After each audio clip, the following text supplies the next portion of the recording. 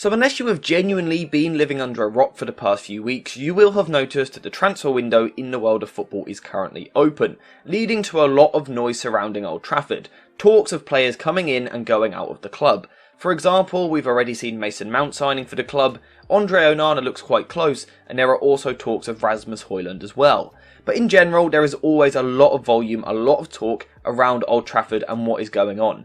And as a result, we always see a lot of confusion amongst the fans. Today, I am going to try and bring you guys clarity over what I truly believe Erik Ten Hag is cooking. Now, in order to truly help you guys understand this, we're going to do things a little bit differently. We aren't going to be talking about tactics and formations and shapes. We are instead going to be talking about principles and philosophies. And what we're going to do is break this down into three key categories, three key areas which Erik Ten Hag is addressing, and then break it down 3 steps further. We will break it down into what Erik Ten Hag is doing, how he is doing it, and most importantly, why he is doing it, to truly give you guys an understanding of what Erik Ten Hag's plan is. So before we continue into the video, a quick shout out to today's video sponsor, JerseyFifa.com, the home of all of the greatest football kits. Whether that be the new latest releases or the old classic ones like this, Jersey FIFA has something for everyone, and now you can check it out yourself using the link in the description down below. And also make sure to use code JerseyFifa for 10% off when you order. So, our first what? What is Erik Ten Hag doing? Well, one thing that he is trying to do in the summer transfer window is improve the technical security and the technical level of the football club. For example, players like David De Gea, Fred, Scott McTominay and at times Wout Weghorst simply weren't technical enough last season. So what is Ten Hag doing? He is trying to address this. How is he going about doing it? By bringing new players into the club.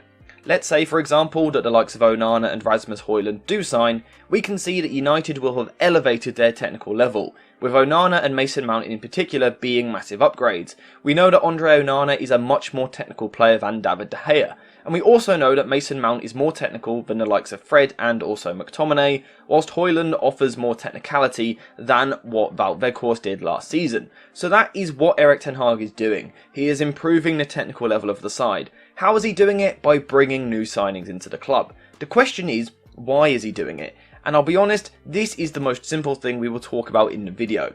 The main reason that Erik Ten Hag is improving the technical level of this side is to improve their ability to keep the ball, allowing Manchester United to have more possession. That is the pure aim here.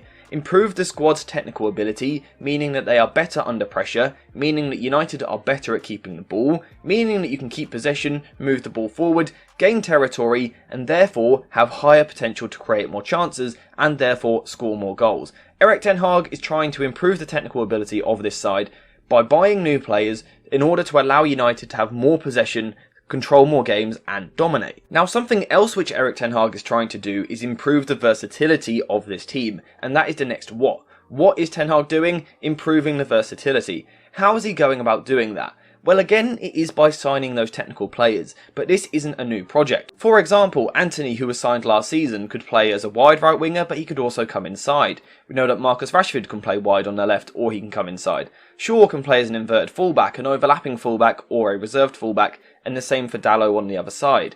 You've also got Casemiro, who is happy to drop between the centre-backs and also happy to play in midfield. Mason Mount is very capable of popping up on the left wing in high advanced positions but also deeper areas, whilst Rasmus Højlund is more than happy to occupy the box or also move into the channels. So that is how Erik Ten Hag is making this squad more versatile.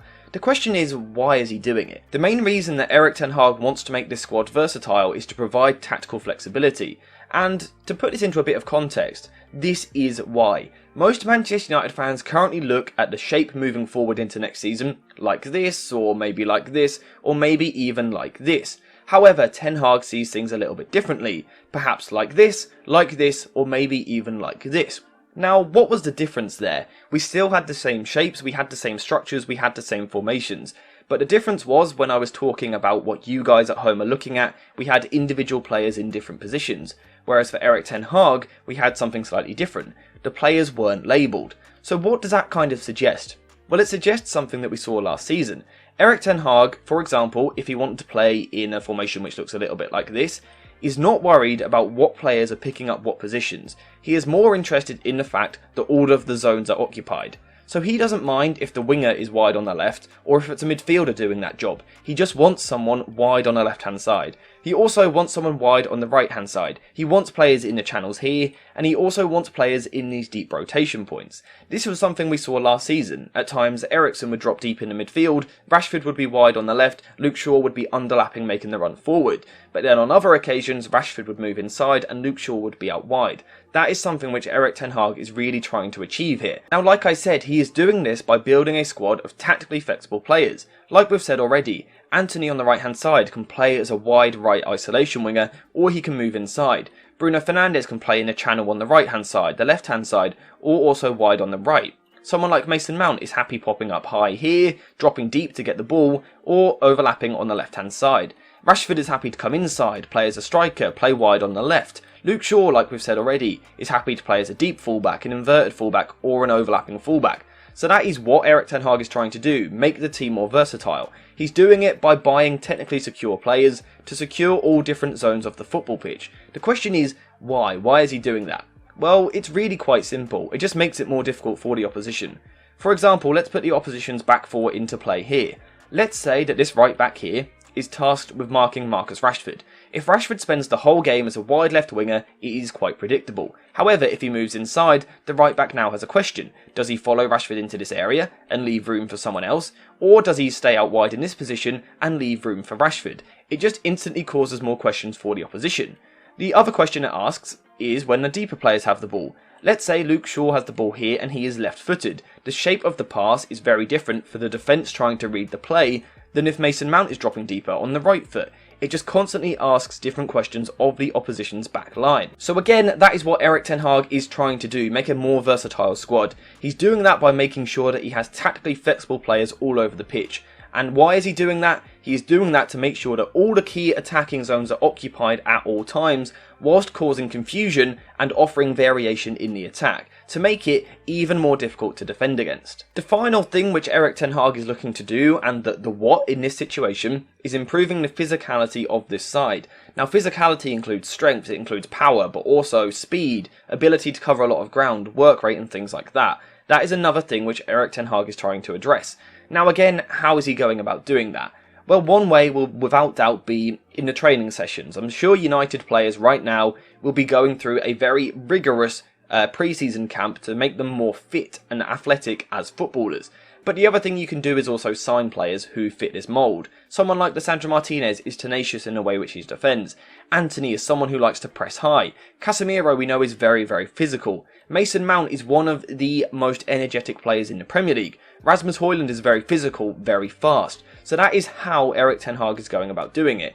Training the players but also signing the right profiles. So again, the question is, why would he want to do that? Now, one of the obvious reasons for wanting a fitter, more athletic side is the ability to press high up the pitch. We know that it is in Ten Hag's philosophy to have a high-pressing team, and last season it worked at times, but not always, because United didn't have the right profiles. For example, when Martial was up front and Christian Eriksen was in midfield, United lacked the ability to cover a lot of ground. Bring Højlund into the team up front and bring Mason Mount into the midfield, and suddenly you are addressing that, allowing United to squeeze a lot higher up the pitch. This is why Ten Hag wants a more physical team. He also wants a team which is capable of playing a high line, and that of course comes with the high press. So this is why he wants Onana in goal, someone who physically is better than David De Gea, more comfortable coming out of his box, because it allows the whole team to squeeze that little bit higher on the press and win the ball back. And then suddenly United look like they have the right profiles to be a high pressing team, because they have better physical qualities. You've got a goalkeeper who is happier playing a little bit higher. You've got a back four who is now happy playing higher. You've got your physical in midfield with Casemiro, but also the ground coverage and the pressing intensity of Mason Mount and Bruno Fernandes, and then also the pressing intensity and also intelligence of Rasmus Højlund up top. That is the idea here. That is why Ten Hag wants a physical team. The other reason he wants a physical team, in my opinion, is to make them, again, unpredictable. A lot of teams like to play in a certain way, and in the modern day that is short passing football. However, at times, Erik Ten Hag likes a more direct team. That was seen last season with the counter-attacking threat of Marcus Rashford. Adding the pace and physicality of Højlund to that, of course, maintains United's ability on the counter-attack, but also the ability for long balls as well. Onana is one of the best, if not the best, long-passing goalkeeper in the world. And with United improving their physical presence up front with someone like Rasmus Højlund, but also improving the energy levels in the midfield in Mason Mount and Bruno Fernandes to get on the second ball, it gives United a different weapon, another way in which they can get the ball moving forward. So again, the what here is Erik Ten Hag is trying to make a more physical team. The how is by signing players and also putting them through their paces in training. And the why, it's to make the team better at pressing, it's to make the team a different threat in terms of long balls, second balls, and make the team all round better from a defensive point of view. Now importantly, all of these things tie into each other quite nicely. If you have more technical players, which was the first thing that we addressed, you are more likely to have tactically versatile players, players which can move into different positions. The effect of having these more technical but also versatile players is that you are better on the ball and keep the ball more. This also has a physical effect on your team. If you are better at keeping the ball, your defence physically doesn't have to do as much work. If you keep the ball better, you don't have to cover as much distance. This also ties in the other way as well, because Manchester United would now have more physical and fitter players. Now what is the benefit of that from a technical point of view?